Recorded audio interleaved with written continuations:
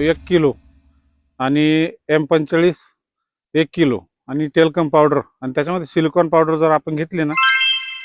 मित्रांनो नमस्कार, मी दीपक ठुबे, खेडगाव तालुका दिंडोरी, जिल्हा नाशिक. आपण आपल्या शरद किंगच्या प्लॉट नंबर 3 मध्ये उभे आता. या प्लॉटमध्ये सुद्धा बॉइलिंग मला थोडी आढळली, म्हणजे एकदम क्वचित प्रमाणात. तर त्याचं कारण फक्त हा सतत 1 महिन्यापासून जवळजवळ पाऊस रिमझिम चालू आहे. बऱ्याच ठिकाणी बारीक टिपके या प्लॉटमध्ये सुद्धा आढळले. कारण 1 महिन्यापासून पाऊस चालू आहे, त्याच्यामुळे पावडर मारायला ट्रॅक्टर चालत नाही.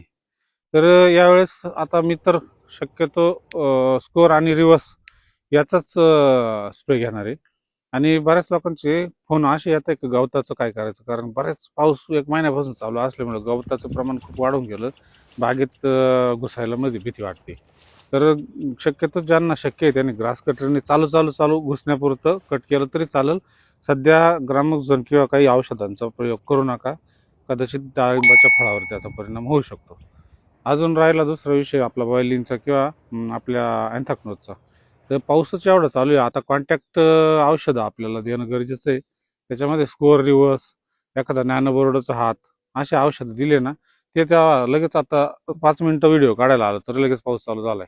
आज सकाळपासून आमच्याकडं थुई चालूच झालं. ट्रॅक्टर घालायचं चान्सच नाही, पानं ओलीची सारखी.